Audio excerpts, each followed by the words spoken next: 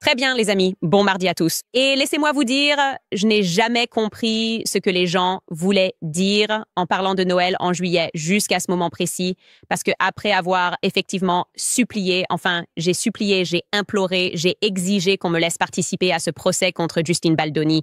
Et enfin, après tout ce temps, Ryan et Blake Lively ont répondu à l'appel, d'accord? J'ai appris littéralement il y a 2 heures par TMZ que j'ai été assignée à comparaître. Je ne pleure pas, c'est toi qui pleures. Aussi, j'étais entourée de 20 féministes pour un débat. Vous avez peut-être vu ça avec Jubilee et ça s'est passé exactement comme vous auriez pu l'imaginer. Encore une fois, je ne pleure pas, c'est toi qui pleures.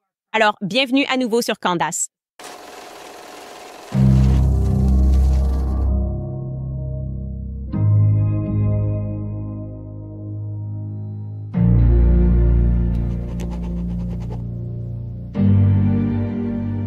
Je suis en un mot ravie. Je suis en un autre mot honorée.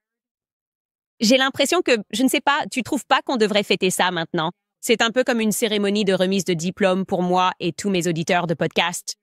Alors, on devrait juste mettre la musique appropriée tout de suite. C'est ce que je ressens. Au fil du temps, on se souvient de tous les moments qu'on a partagés ensemble. C'est magnifique. C'est plein de réflexions.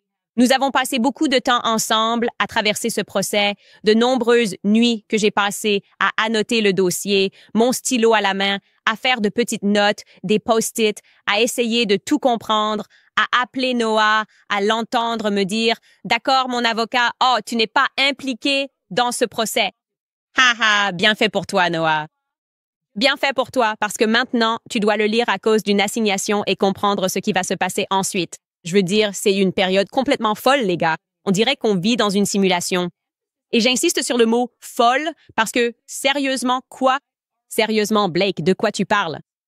Avant tout, laissez-moi vous expliquer comment j'ai découvert l'existence de l'assignation parce que je veux vraiment que vous compreniez pleinement à quel point tout est faux et superficiel à Hollywood. Et c'est l'occasion parfaite de vous montrer, de vraiment vous révéler que les journalistes ne sont pas le quatrième pouvoir. OK, ils ne sont pas le quatrième pouvoir, ce quatrième pouvoir censé vous révéler la vérité. C'est ce qu'on nous apprend à l'école. Ils sont le quatrième pouvoir. Ils nous protègent contre la corruption. Non, ils sont la corruption. En réalité, ce sont eux qui sont tous achetés et payés. Et ils ont des équipes et des agents de relations publiques. Bref, il y a quelques heures, vers 1 heure de l'après-midi à peu près, je vais vous montrer l'heure exacte, nous recevons un email. Et je veux que vous regardiez l'heure à laquelle TMZ a envoyé cet email. Et à quelle vitesse mon attaché de presse, Mitchell, a répondu à cet email. D'accord. Alors, sachez que Mitchell est à Londres. Ajustez ce créneau selon votre emplacement. Voyons cela. Il était 13h11 pour moi, donc environ 14h11. Heure de l'Est, pour référence. Donc, il reçoit cet email à 14h11. Heure de l'Est. On regarde, encore une fois, le téléphone de Mitchell. C'est pour ça que c'est à l'heure de Londres. Et Ryan Parker, qui est producteur principal chez TMZ, écrit « Bonjour Mitchell. Je vous contacte pour savoir si Madame Owens a un commentaire à faire concernant sa convocation dans l'affaire Baldoni. Merci pour votre temps. » Mitchell a répondu dans les 10 minutes et lui a écrit « Bonjour Ryan. Merci. Pouvez-vous nous envoyer une copie de la citation à comparaître? » Candace n'a pas été assignée. Nous ne pouvons pas commenter si nous n'avons pas vu ce qui va lui être signifié. Évidemment, quelqu'un a transmis cela. Et par quelqu'un, j'entends clairement que c'est une affaire de Leslie Sloan, la stratégie de relations publiques de Blake Lively et Ryan Reynolds. Je vous le dis depuis longtemps, rien qu'en lisant la façon dont TMZ couvre cette affaire, on voit bien qu'ils sont clairement du côté de Blake. Il est très clair que les contacts y sont plus forts pour cette équipe chez TMZ. Donc, ils ont contacté TMZ, ont vraisemblablement montré cette assignation, puis leur ont demandé de m'envoyer un email pour obtenir un commentaire, sachant pertinemment, puisqu'ils sont ceux qui me la transmettent, que je ne l'avais pas encore reçu. J'étais complètement prise au dépourvu. C'était 10 minutes après. Ensuite, Mitchell m'a envoyé un message et j'ai dit « Publions simplement un communiqué disant exactement cela, que je n'ai pas reçu l'assignation. » Évidemment, comment pourrais-je commenter autrement? Et cela montrera vraiment à quel point il est absurde qu'elle transmette ça à la presse. Nous leur avons donc répondu avec un communiqué. Si tu veux l'afficher, Skylar, un communiqué complet à 19h29. J'écris « Étant donné que je n'ai pas encore reçu d'assignation, je remercie l'équipe de Blake de l'avoir fait fuiter à TMZ pour m'en informer. Et bien sûr, je n'ai pas la moindre idée de la raison pour laquelle je suis assignée, puisque je ne connaissais aucune de ces parties lorsque leurs procès respectifs ont été intentés. Mais restez à l'écoute et j'en informerai le public dans mon podcast. Cela faisait déjà 18 minutes entières qui s'étaient écoulées. Mais devinez quoi, les gars? C'était trop tard. C'était trop tard. C'était trop tard parce que Ryan de chez TMZ, qui avait déjà lu l'assignation, a réussi d'une manière ou d'une autre à écrire tout un article en seulement 6 minutes, d'accord? Parce que souvenez-vous, il nous a envoyé un email à 14h11, heure de l'Est. Et là, c'est ajusté pour Los Angeles, qui est le siège de TMZ. Donc, à partir de 14h11, moment où nous avons reçu l'email, TMZ a ensuite publié l'article à 14h17. D'accord, 6 minutes. Ils nous ont laissé 6 minutes avant de publier l'article avec mon visage parce que ce n'est pas une démarche journalistique. C'est censé être une attaque. C'est censé nous faire mal paraître, censé faire en sorte que les lecteurs se disent « Oh mon Dieu, oh mon Dieu ». Il doit bien y avoir quelque chose. Candace a dû faire partie de cette prétendue campagne de diffamation contre Blake Lively. Et j'ai lu parce que j'étais curieuse de savoir ce qu'il y avait dans cette assignation. Donc je lis sur ma propre vie en direct parce que je n'ai rien reçu.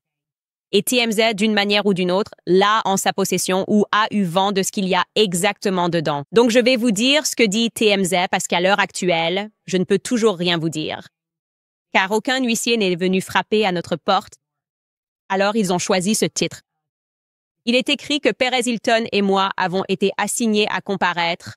Et puis les points de suspension travaillaient avec Baldoni.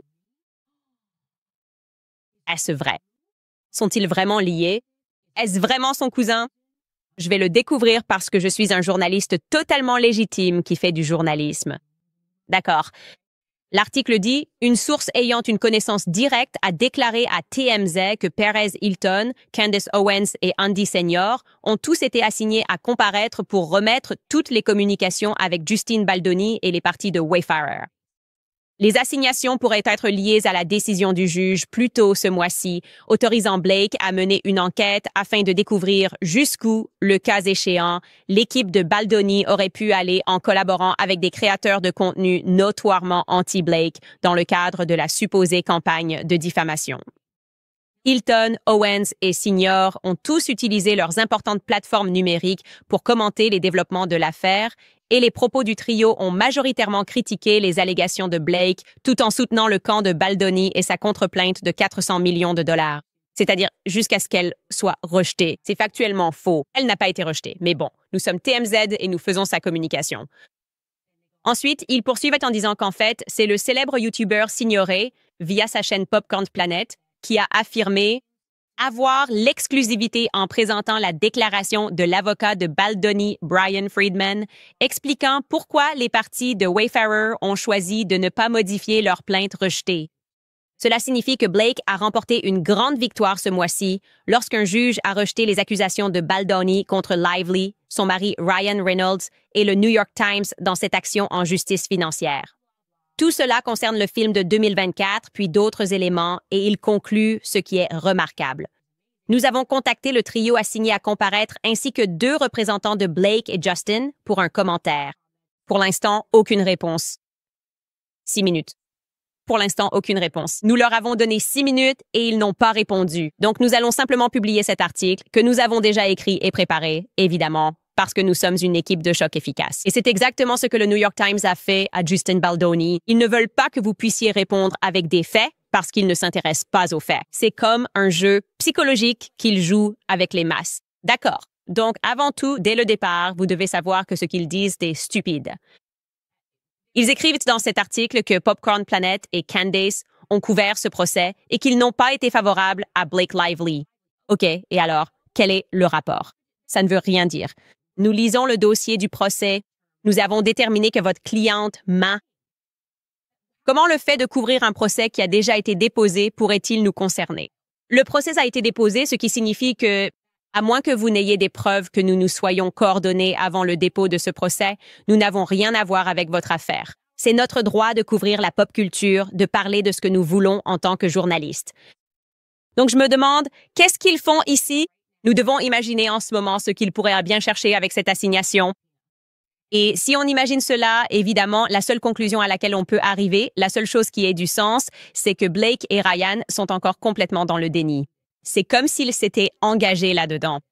C'est devenu une croyance. D'accord, ils sont convaincus que lorsque ce film est sorti et que les gens ont commencé à faire des critiques négatives sur elle, c'était le résultat d'une campagne de diffamation coordonnée de l'intérieur impliquant Candace Owens. Maintenant, faisons une pause pour nous rappeler où en était Candace Owens l'année dernière. En mars, je me fais virer. J'ai réussi à me faire virer de façon plus grande et plus spectaculaire que quiconque dans l'histoire des licenciements. Je veux dire, c'est devenu tellement viral, c'était tellement faux. J'ai dû ramasser les morceaux de ma vie. Je n'étais même pas à l'antenne. N'oubliez pas, tout cela lui est arrivé. Elle affirme que tout cela s'est produit, cette campagne de diffamation interne. Disons, accordons-lui toute l'année 2024. Je n'ai pas du tout parlé d'elle pendant que j'étais au Daily Wire. Donc, pendant les 3 premiers mois, j'étais dehors. Et puis, j'ai été hors antenne de mars à juin. Donc, pendant ces 3 mois, je suis dehors, n'est-ce pas? Je me bats pour ma vie. Je me fais salir de tous les côtés. On me traite d'Adolf Hitler. On dit que je déteste les Juifs. Et donc, à ce moment-là, elle prétend que lorsque je ramenais mon émission, au même moment où on m'accusait d'être antisémite, je m'associais aussi avec les Juifs Justine Baldoni et Steve Sarowitz et que je décidais d'accepter de l'argent de leur part pour rapporter tout ce qu'ils veulent que je rapporte. Donc, j'ai vraiment demandé à Skylar, mon producteur, j'ai dit, est-ce qu'on a même parlé de Blake Lively l'année dernière? Je n'en ai absolument aucun souvenir. L'année dernière, on était vraiment plongé dans les chroniques de Kamala. Je ne pense même pas qu'on ait parlé de Blake Lively. Il m'a dit, non, on n'a pas parlé de Blake Lively. Il passe en revue tous les épisodes et il en trouve un seul épisode pour toute l'année 2024 où j'ai parlé de Blake Lively. Et il date du 20 août 2024, quand son interview avec cette journaliste Kirsten Fla devenait virale. On ne savait pas pourquoi ça devenait viral, mais ça l'était. Et donc, on en a parlé parce que je dis tout le temps à quel point je n'aime pas le féminisme. Et j'ai pensé que c'était un exemple parfait du fait que les femmes qui se disent être féministes et qui prétendent aimer les femmes traitent en réalité les autres femmes comme de la merde. Et Blake Lively est connue pour dire « je suis féministe ». Elle utilise cet argument dans ce procès. Et elle a traité cette journaliste comme une moins que rien. Je vais vous montrer l'extrait que nous avons couvert avec le reste du monde. Écoutez bien. Tout d'abord, félicitations pour votre petit ventre. Et mon ventre alors. Tu en as 2 jolis. Et ceux-là, ce sont un peu des bosses, non? Non, pas des bosses. Les jolies formes féminines. Regarde ça. Merci. Merci. Tu as aimé le film? Tu es fan de Woody Allen? J'adore la plupart de ses films. Et celui-ci était visuellement incroyable. Oui, il est magnifique. Les féministes sont méchantes. C'est juste quelque chose que j'ai remarqué. Ces féministes modernes qui sont méchantes avec les autres femmes. Donc, j'en ai parlé, 5 minutes sur toute l'année 2024. Et elles pensent que je faisais partie d'une sorte de campagne de dénigrement interne contre elles. Je veux dire, c'est dingue. C'est complètement fou. Elle, c'est comme si elle avait perdu la tête. OK. Donc, en fait, avant même d'appeler Noah, je me dis, pourquoi je ne le ferais pas en direct? Pourquoi est-ce que je ne me citerais pas moi-même à comparaître? Je veux dire, je n'ai rien à cacher ici. Donc, je me suis dit, laisse-moi regarder dans mon téléphone et voir. Et je vais vous montrer la première fois où j'ai même envoyé un message à Blake Lively, genre le vrai nom Blake Lively dans mon téléphone. Je dois taper ça. Espérons que rien ne va sortir. Au fait, je veux juste dire, si vous regardez ça chez vous, ce n'est pas conseillé. Genre, et Noah va dire un truc du genre, « T'es complètement fou? » C'est parti. On y va. Blake Lively. Allons voir tous les messages. Qu'avons-nous? À quand remonte la première fois où j'ai envoyé un SMS à une personne nommée Blake Lively? Oh, ce sont des photos. Je veux voir tous les messages. D'accord. Voilà.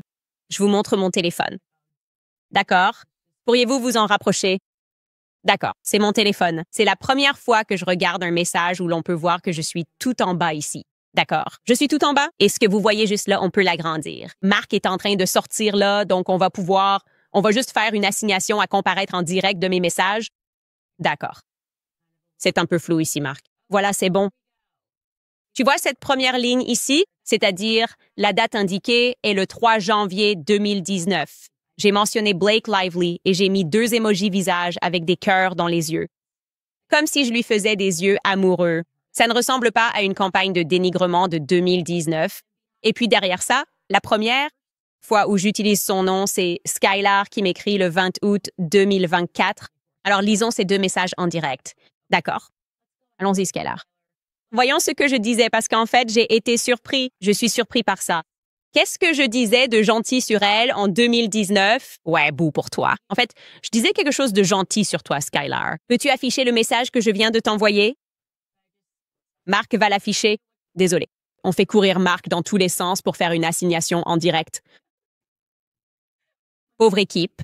Honnêtement, on s'amuse beaucoup trop. D'accord. Cette femme, Christy et moi, on partage des photos de bagues.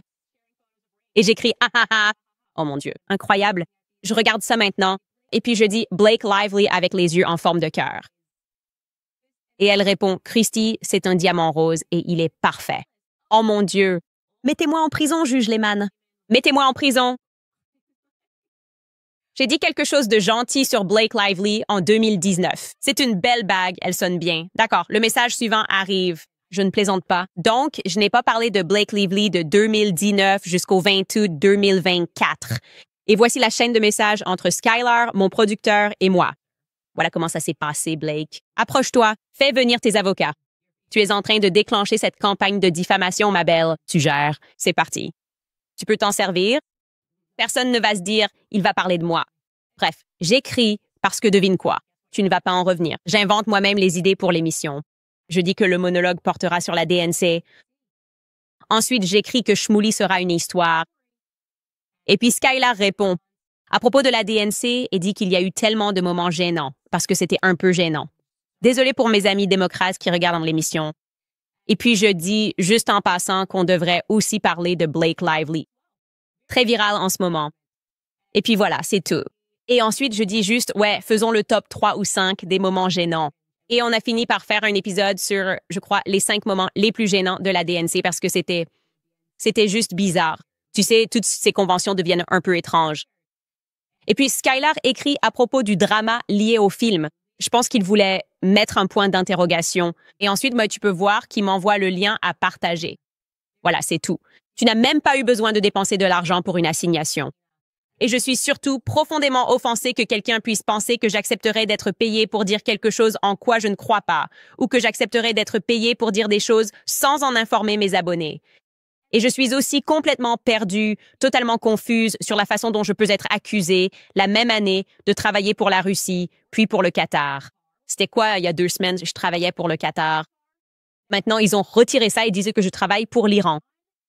Et maintenant, cette semaine, ils disent que je travaille pour...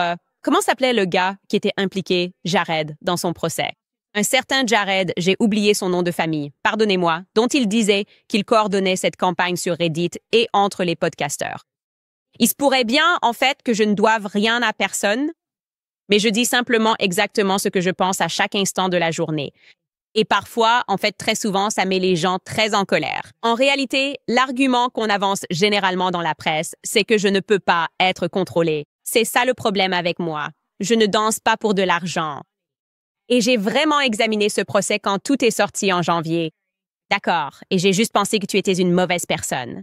Vraiment, et c'est de ce que je ressens du fond du cœur. Je pense que toi et Ryan êtes de mauvaises personnes. Il n'y a personne d'autre impliqué. Personne n'a jamais été impliqué pour me faire arriver à cette conclusion.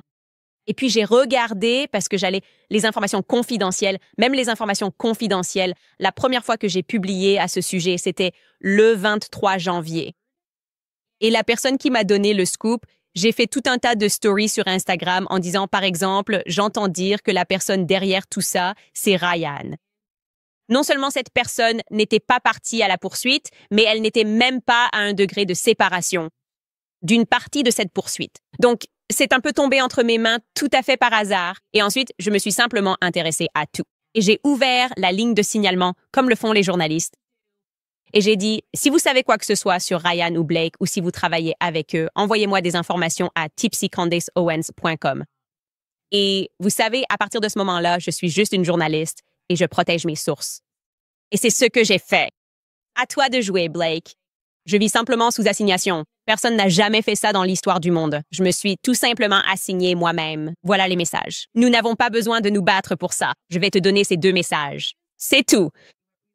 Tu n'as pas été un sujet de discussion fréquent entre 2019 et 2024. Malheureusement. Nous allons parler d'encore plus de féministes farfelus, car cela semble être le thème du jour. Nous allons maintenant parler de mon entretien avec les femmes de chez Jubilee. Vous avez peut-être vu que j'étais entourée de 20 féministes. Je pensais que c'était une bonne idée, enceinte de 9 mois, d'aller avoir une conversation sympathique avec des féministes. Et vous savez quoi? La conversation n'a en fait pas été si agréable comme on pouvait s'y attendre, mais il y a toujours quelque chose à apprendre des féministes. Il y a quelque chose à apprendre de Blake Lively et il y aura aussi quelque chose à apprendre de ces femmes. D'abord, je vais vous parler de quelques-uns de nos sponsors. Il y a Monorail, car pourquoi continuer à investir notre argent durement gagné dans des entreprises qui détestent ce que nous défendons? Nous ne devrions pas faire cela. Des entreprises qui se moquent de notre foi, sapent nos familles et piétinent les libertés sur lesquelles ce pays a été fondé. C'est pourquoi je suis enthousiaste de vous parler de Monorail, l'application d'investissement américaine. Ce n'est pas juste un autre outil de Wall Street. Monorail a été créé par des Américains et pour des Américains. Il est temps de laisser nos valeurs nous guider dans la façon dont nous investissons et épargnons pour la retraite. Avec le portefeuille Patriot de Monorail, vous pouvez retirer votre argent des mains des multinationales mondialistes et l'investir dans des entreprises qui soutiennent réellement vos convictions. Alors que vous soyez novice en investissement ou investisseur chevronné, Monorail vous aide à investir comme un pro. Ils offrent des comptes IRA, le trading d'actions, l'épargne automatique et un service client aux États-Unis. Si vous êtes un investisseur consciencieux qui place son argent selon ses valeurs, cette application est pour vous. Ouvrez un compte et laissez leur équipe d'experts constituer un portefeuille dont vous serez fier. Téléchargez l'application Monorail dès maintenant. Elle est disponible sur l'App Store et Google Play ou rendez-vous sur monorail.com pour en savoir plus. Investissez avec conviction, pas avec compromis. C'est monorail.com. Je vous rappelle aussi l'existence de PDS Debt parce que le système n'est pas cassé. En réalité, il est truqué. Et si vous êtes submergé par les dettes, c'est exactement ce qu'ils veulent. Les grandes banques profitent de votre détresse. Les créanciers gagnent quand vous perdez, mais vous n'êtes pas obligé de jouer. PDS Debt vous aide à reprendre le contrôle. Ils ont aidé des centaines de milliers à se libérer des cartes de crédit, prêts et taux d'intérêt élevés. C'est votre argent, c'est votre avenir. Il est temps de vous battre pour les deux. PDS Debt va au-delà des chiffres pour comprendre votre situation financière et créer un plan personnalisé pour vous. Aucun score de crédit minimum n'est requis. Ils sont là pour vous aider à économiser, à rembourser vos dettes plus vite et à remettre l'argent dans votre poche.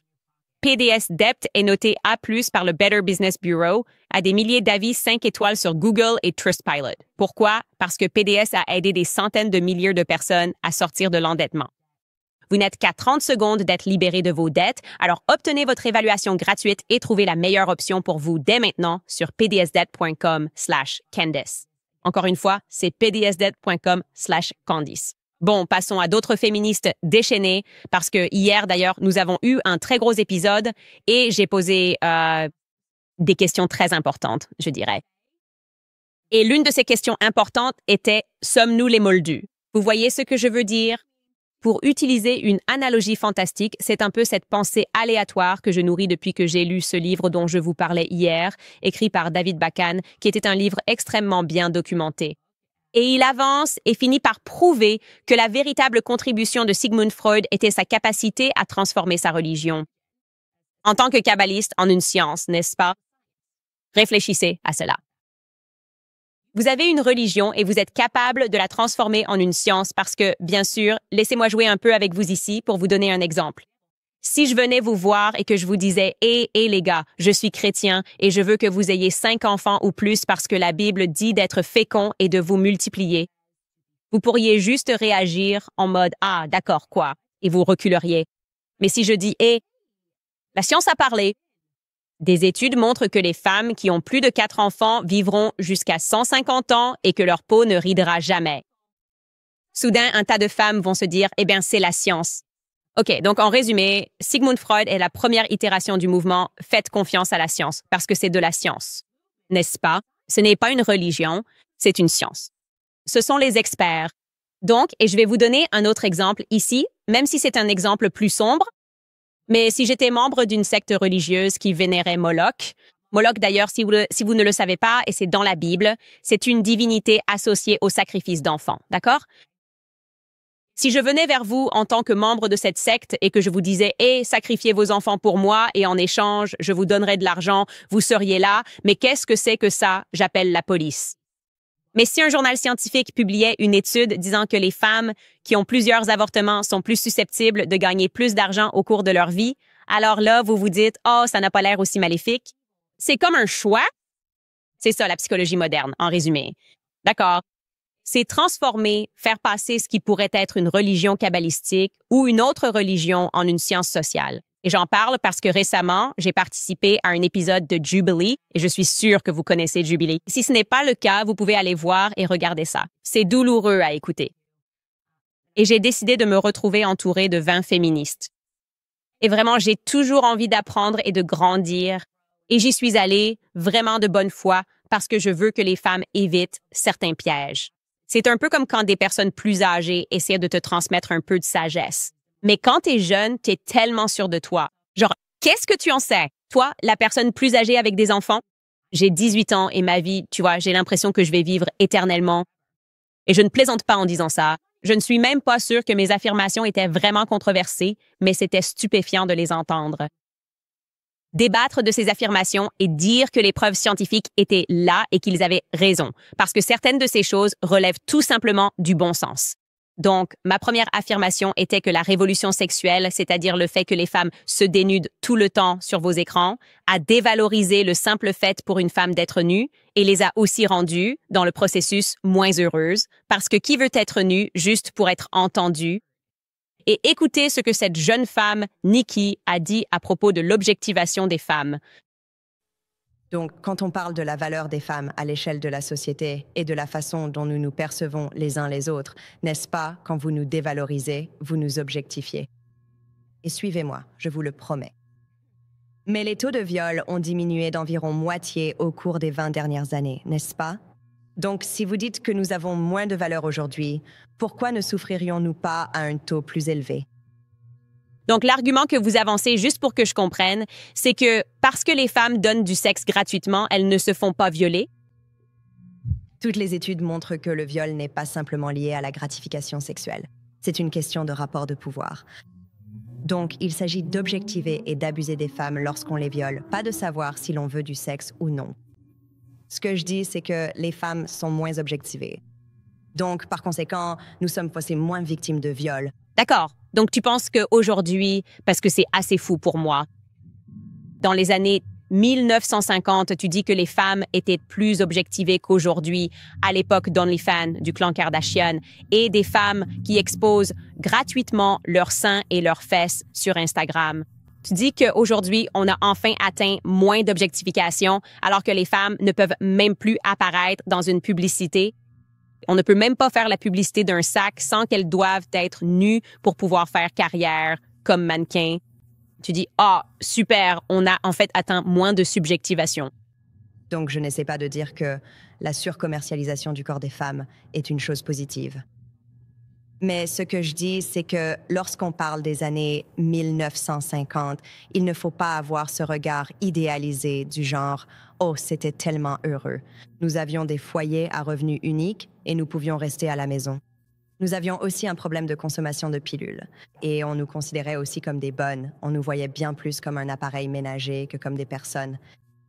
Et donc, quand on a ce genre d'objectivation où l'on se trouve dans une position subordonnée, je pense qu'aujourd'hui, nous faisons face à une forme différente.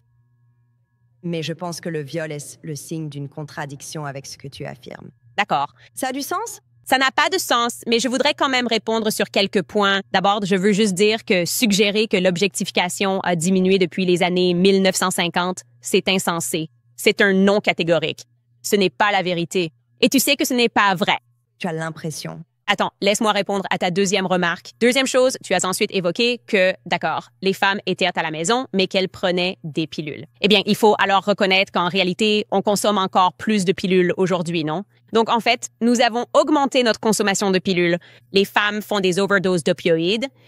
Et en plus de ça, depuis, je crois, 1999, en proportion, notre consommation d'opioïdes augmente par rapport à celle des hommes. Donc, les femmes ne prennent pas moins de pilules parce qu'elles entrent sur le marché du travail. Ce n'est d'ailleurs pas du tout vrai non plus. C'est bien. Comme je te l'ai dit, nous buvons aussi plus d'alcool et faisons plus de beuveries qu'avant, dans les années 1950. C'est vraiment incroyable. Je voulais vraiment montrer cet extrait parce que je pense qu'elle a de bonnes intentions. Je pense que c'est probablement une jeune femme très gentille, mais je trouve tout simplement stupéfiant que des femmes puissent entrer dans une salle de classe. D'ailleurs, je veux m'inclure là-dedans parce que j'étais jeune et je m'identifiais clairement comme féministe. Je ne participais pas à des manifestations, mais si quelqu'un était venu me demander, genre, es-tu féministe? J'aurais dit oui parce que je l'avais appris. Comme je l'ai appris dans un livre, comme quoi ces femmes sont offensées par l'expression « fais-lui un sandwich ». Elles n'ont pas vécu dans les années 50, mais elles sont convaincues que toutes les femmes des années 50 prenaient des pilules et étaient malheureuses parce qu'elles ont lu une étude. Et c'est incroyable qu'il puisse exister des études qui convainquent les gens de ne pas croire ce qu'ils voient de leurs propres yeux. C'est de ça dont je parle quand je fais référence à cette sorte de culte de la science, ce que C.S. Lewis appelait le scientisme, où ils peuvent simplement créer une étude, dire qu'ils sont les experts. Et soudain, on se retrouve avec des gens qui marchent à 2 mètres de distance, qui laissent leur grand-mère mourir seule, qui portent 3 masques et sont doublement vaccinés parce qu'ils ont lu quelque part dans une revue que, tu sais, si tu vois ton ami, tu vas mourir. C'est comme dans Destination Finale.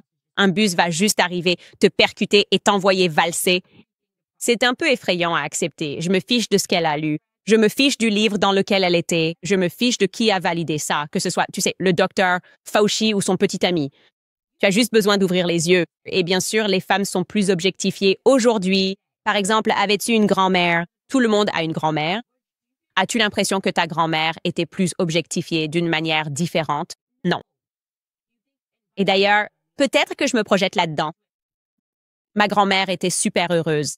Je ne pense pas que les femmes soient plus heureuses aujourd'hui que ne l'était ma grand-mère. C'est ce que je dirais d'emblée. Mais toute l'idée de ce culte de la science, c'est de nous faire douter de ce que l'on voit de nos propres yeux. OK, donc ma prochaine affirmation concernait l'absence de carrière. Et ça ne devrait même pas être controversé, les gars. Vraiment, Dave, ça ne devrait même pas être un tout petit peu controversé. Ma prochaine affirmation était qu'aucune carrière ne donnera aux femmes autant de joie et d'épanouissement que d'élever leurs enfants. Maintenant, je veux être claire, les gars, ce n'est même pas controversé si j'étais dans une pièce entourée de 50 hommes, n'est-ce pas? 20 hommes. Si je disais « Oh, ta carrière ne t'apportera pas autant d'épanouissement que tes enfants », ils diraient probablement « Ouais, c'est du bon sens ». Mais pas dans cette pièce. Oh là là, qu'est-ce que c'est que ça? C'est la servante écarlate. C'est Candace qui veut juste que nous restions à la maison. Comment oses-tu dire que les enfants peuvent t'apporter de la joie? Ce n'est tout simplement pas vrai. Il existe des carrières qui t'apporteront plus de joie qu'un enfant, qu'une famille. Et je veux introduire ce prochain extrait en vous disant que je ne lui ai pas dit cela en face, parce que si une idée fonctionne, on ne devrait jamais avoir à attaquer une personne personnellement, n'est-ce pas? Mais c'est intéressant maintenant, en y réfléchissant pour introduire cela, que cette prochaine jeune femme s'appelle Jasmine. Pour gagner sa vie, elle vend son corps, d'accord? Elle a un compte OnlyFans. Elle a aussi quelque chose qui s'appelle un profil ManyVids. Si vous êtes un homme, vous pouvez payer pour que Jasmine réalise des vidéos personnalisées pour vous.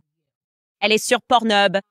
Et encore une fois, je ne dis cela que parce qu'elle s'apprête à défendre sérieusement un argument et qu'elle est en colère. Elle est en colère à ce sujet que, en tant que femme ayant une soi-disant carrière à vendre son corps, ses futurs enfants, selon les statistiques, s'en sortiront mieux parce que, je ne sais pas, elle aura de l'argent. Et c'est un peu ça le point, l'argent équivaut au bonheur. Écoutez, vous... Dites-moi que les femmes sont plus épanouies à la maison avec des enfants qu'en allant travailler ou en faisant des études. Mais ce n'est vraiment pas ce que montrent les statistiques, quand on voit que les mères qui travaillent sont bien moins susceptibles de vivre dans la pauvreté.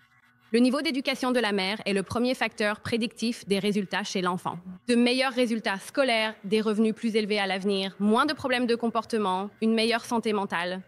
Donc, c'est étrange pour moi et les femmes diplômées de l'université sont celles qui ont le moins de chances de divorcer. Et ce sont les seules femmes, le top 10% des femmes, dont le taux de mariage augmente. Donc, elles se marient, elles restent mariées, et leurs enfants s'en sortent mieux. Quand on regarde les mères au foyer, on constate qu'elles sont plus susceptibles de déclarer être dépressives. Elles sont plus susceptibles de déclarer souffrir d'anxiété, de colère et de toutes sortes de choses comme ça. Alors, comment peux-tu dire ça? Pour une femme, si tu veux te marier et avoir des enfants, va à l'université et a une voiture et une carrière. J'ai l'impression qu'on regarde des statistiques différentes, car tout ce que tu as dit, j'ai lu exactement l'inverse. Contente d'être à l'émission Vérif avec toi. Oui, exactement. C'est tellement excitant. Ça va être incroyable. D'accord. Comme je l'ai dit, je pense que ce dont nous parlons, c'est qu'il y a eu ce rapport très répandu sur le bonheur des femmes, et je sais qu'il a été officiellement démystifié. Ce n'est pas de ça que je parle. Pew Research, Université de Californie. Les mères qui travaillent aujourd'hui passent plus de temps avec leurs enfants que les femmes au foyer des années 1960. D'accord. Encore une fois, écoutez bien ce qu'elle a dit. Elle a dit que les mères qui travaillent aujourd'hui passent plus de temps avec leurs enfants que les femmes au foyer à l'époque. Et je suis désolée, je vais essayer d'être polie ici, aussi polie que possible. C'est incroyablement stupide. C'est un pas. OK, une mère au foyer passait moins de temps avec ses enfants qu'une mère qui travaille. Qu'est-ce que tu veux dire? Qu'est-ce qu'elle faisait? Qu'est-ce qu'elle faisait à la maison si elle ne s'occupait pas de leurs enfants? Et tu es en train de me dire qu'elles étaient appauvries. Tu viens en une seule phrase de dire qu'elles sont moins susceptibles. Tes enfants ont plus de chances d'être pauvres si leur mère n'a pas de travail. D'accord. Et maintenant, tu me dis qu'à l'époque où les mères étaient à la maison, elles passaient moins de temps avec leurs enfants. Alors, qui surveillait ces enfants? C'est ce que je veux dire quand je dis qu'à un certain moment, il faut prendre du recul par rapport aux sciences sociales et se demander ce que je viens de dire, est-ce que ça a vraiment du sens? Qu'est-ce qu'elle faisait? Elle gambadait simplement dans le jardin. Pendant que personne ne les surveillait, c'était les enfants qui s'élevaient eux-mêmes. Et dans les années 50, les femmes étaient juste, tu sais, en train de courir dans le jardin à faire du jardinage. Je ne sais pas quelle est son idée ici, mais c'est ça le point. Aujourd'hui, il y a des femmes qui sont tellement en colère. Elles sont en colère à l'idée que le fait d'aspirer à fonder une famille pourrait les rendre heureuses. Et elles sont convaincues qu'elles ressentent cela de leur propre autorité, que c'est quelque chose qu'elles ont appris et qu'elles sont instruites. Et c'est ça le danger. Et je vous le dis, il n'existe pas d'athée. Toutes ces idées qui vous viennent ont été pensées par des hommes bien plus intelligents que vous. Des hommes comme Sigmund Freud. Je reviens à ce livre. Des hommes comme Sigmund Freud qui disaient, en fait, je vais vous endoctriner dans ma religion, dans ma croyance. Comme je l'ai lu hier lorsque nous avons lu ces citations concernant la Kabbale. Et leur croyance selon laquelle on peut fusionner l'aspect masculin et l'aspect féminin, c'est ce qu'ils croient. Vous regardez les résultats aujourd'hui et vous avez des femmes qui veulent être des hommes, alors que la culture crie aux hommes qu'ils devraient se comporter comme des femmes. La masculinité toxique. Non, tu devrais pleurer tout le temps. Passe juste à la télé en pleurant et abandonne toutes ces émotions. Et on dit aux femmes, allez travailler. Ne restez pas avec vos enfants. En fait, indignez-vous quand quelqu'un suggère qu'un enfant pourrait vous apporter un sentiment d'accomplissement. Ça, mes amis, c'est de la science sociale, d'accord? Mais en réalité, à la fin de la journée, vous avez été baptisés dans une religion très sinistre. Vous devriez peut-être lever la tête et regarder autour de vous.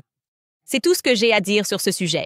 Je veux vous rappeler Pure Talk avant vos commentaires, car que diriez-vous si je vous disais que vous pouvez réduire votre facture de téléphone portable de moitié tout en soutenant une entreprise américaine, une entreprise qui partage vos valeurs, comme le soutien à nos anciens combattants et la création d'emplois en Amérique. Et si je vous disais que vous n'avez pas à sacrifier votre couverture, car vous serez sur le réseau 5G le plus fiable d'Amérique. Je recommande Pure Talk, la seule entreprise mobile dirigée par des anciens combattants avec un service client aux États-Unis, afin que vous bénéficiez du meilleur support possible.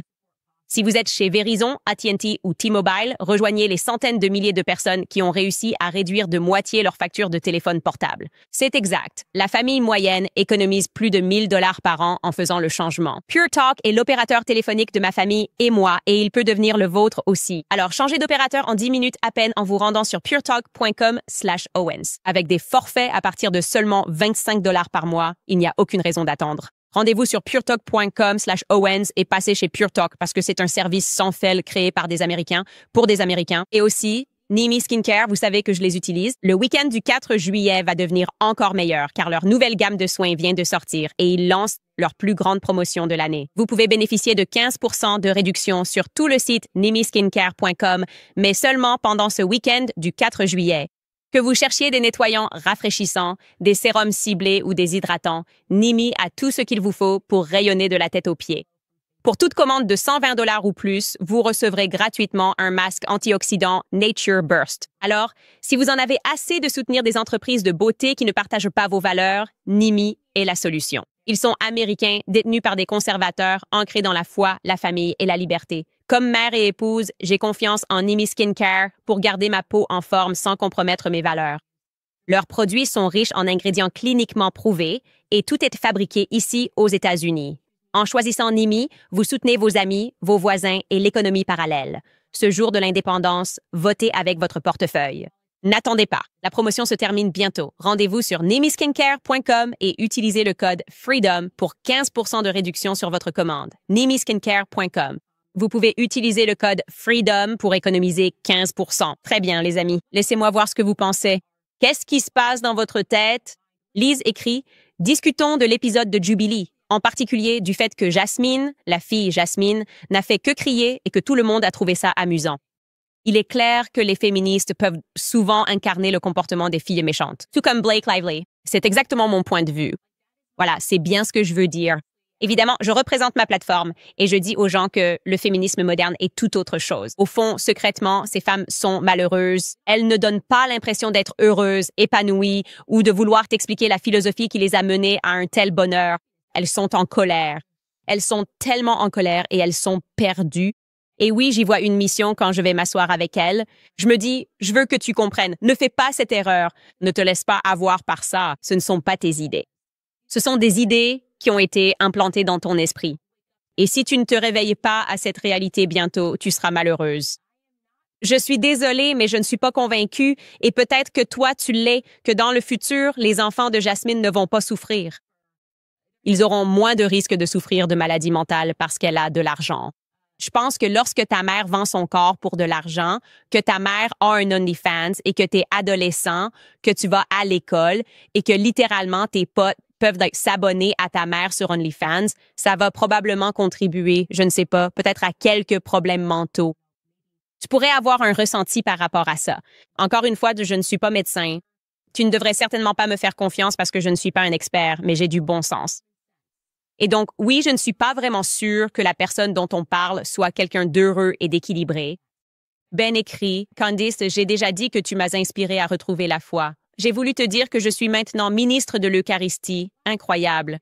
Dans ma paroisse locale, merci d'être aussi inspirante. C'est vraiment super, Ben. Ça me rend tellement heureux. Ce sont les meilleurs commentaires que je reçois, c'est que parce qu'on parle de foi et de savoir si on est des moldus ou non, et qu'il y a toute cette bataille spirituelle en cours, ce qui est vrai, les gens réalisent qu'il ferait mieux de s'armer très vite. Tu ne veux pas être Dudley dans Harry Potter, n'est-ce pas? Tu ne veux pas être Vernon ou Pétunia. Tu ne veux pas être ces gens-là. Ce ne sont pas les personnages que tu veux incarner. Chris écrit, il écrit, je cite, « Ceci est une citation de George Orwell tirée de 1984. C'était toujours les femmes, et surtout les plus jeunes, qui étaient les adhérentes les plus sectaires du parti, les avaleuses de slogans, les espionnes amateurs et les dénicheuses d'hétérodoxie. » C'est vraiment intéressant parce que j'ai appris une anecdote sur George Orwell dont nous avons parlé dans mon club de lecture, à savoir que je crois qu'il écrivait 1984 comme une fiction, mais il connaissait certaines choses sur certains francs-maçons qui travaillaient. Et j'ai appris qu'il avait dénoncé Charlie Chaplin, qui est extrêmement problématique et était clairement un agent à Hollywood, comme étant quelqu'un qui travaillait pour l'État. Il a vraiment fait, voilà donc une anecdote insolite sur George Orwell. Je pense vraiment qu'il savait quelque chose. Des gens qui prévoyaient d'écraser la culture chrétienne, ce dont nous apprenons en ce moment dans Hollywood Babylon, que nous lisons. Boldy écrit « Sont-ils stupides? On ne s'en prend pas à Candace comme ça si on ne veut pas tomber. » Repose en paix, Blake et compagnie. Justice pour notre cousin amateur de kombucha, Justine. Candace attaquerait aussi les harceleurs. Macron ne s'en prendrait pas à ces idiots de harceleurs. Il ne savait vraiment pas dans quoi il s'était embarqué. La citation à comparaître en direct, c'était la cerise sur le gâteau. Oh, la citation à comparaître en direct, c'était vraiment la cerise sur le gâteau. Oui, j'ai juste l'impression qu'ils sont nouveaux ici. On dirait clairement qu'ils ne regardent pas mon podcast.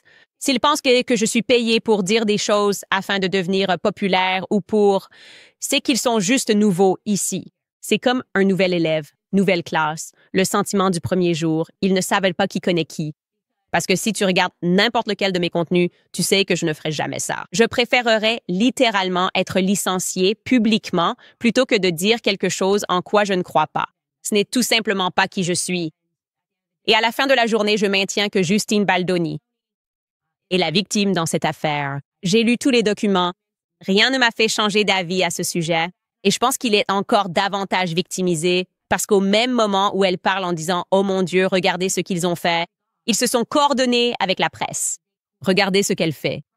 J'ai découvert ma citation à comparaître sur TMZ. Une source nous dit qui est la source qui envoie la citation à comparaître? C'est Blake. Et d'ailleurs, un autre de mes avocats a été prévenu à ce sujet. Genre après que je l'ai appris sur TMZ. Et il m'a dit « Voici ce que j'entends dire qu'il y a dedans. » Et tu sais, Blake prévoit de te le livrer à ta porte demain. Il a dit 2 juillet. Donc, il sait que ça arrive demain, ce qui veut dire qu'elle savait que je n'allais pas le recevoir aujourd'hui. Et elle voulait me devancer en diffusant son récit dans la presse pour que les gens soient à tort convaincus que je coordonnais avec Justin Baldoni, que je n'ai jamais rencontré et à qui je n'ai jamais parlé de toute ma vie. À mes yeux, elle continue de victimiser Justin Baldoni, si vous voulez mon avis, juge Lehman. Parce que je vous le dis, Savannah et moi, nous sommes prêtes. Nous sommes prêts pour ce procès. Parler de notre envie de venir, tenue coordonnée, un peu comme Elle Woods ici, flexible et fragile, pliée et cassée. Appelle-moi, littéralement. Qu'est-ce que tu veux voir d'autre sur mon téléphone, Blake? Nous n'avons pas besoin de mettre des avocats entre nous. Appelez-moi et je vous dirai ce qui s'y trouve en ce qui vous concerne. Et j'ai été tellement gentille. J'ai été tellement gentille à propos de ta bague. C'est incroyable que tu essaies de me citer à comparaître et de le faire fuiter à TMZ. Tu me dégoûtes. Tu dégoûtes le monde entier en ce moment. J'ai honte de toi. Enfin, Platinum FX 22 écrit « Haha, maintenant Baldoni a 1 million de cousins de plus dont il ne connaissait même pas l'existence. Ils vont tous nous citer à comparaître. » C'est de ça que je parle. La team Baldoni, gang gang, citez-nous tous à comparaître, d'accord? Ce serait absolument incroyable. Oh, et enfin, Popcorn Planet vient d'écrire « Il regarde ceci en direct. As-tu reçu ta citation à comparaître? » A-t-il reçu sa citation à comparaître? Est-il dans le chat? A-t-il dit s'il avait reçu sa citation à comparaître? Il l'a probablement appris sur TMZ, j'imagine. Il écrit « Nous ne sommes pas d'accord sur tous les sujets, mais j'applaudis ta position ici, à tenir tête à ces puissants tyrans. Merci de demander à ton équipe de me contacter. J'adorerais discuter et t'avoir dans notre documentaire. » Ça se termine par la justice. Ce serait d'ailleurs la première correspondance, Blake, puisque nous faisons la citation à comparaître en direct. Mais c'est la première fois que j'ai un contact avec Popcorn Planet. Vraiment, c'est tout. Il a écrit à mon émission. Donc, je ne sais pas quoi te dire, ma grande. Ça n'arrivera tout simplement pas. Ça n'arrivera pas. Mais pour moi, aujourd'hui a été une journée brillante et demain aussi. J'ai le pressentiment que ce sera aussi une excellente journée parce qu'il se passe d'autres trucs bizarres en coulisses. Mais je dois attendre avant de vous en parler. Oui, il faut qu'on attende. Désolée de vous laisser sur ce suspense. On se retrouve demain, les amis.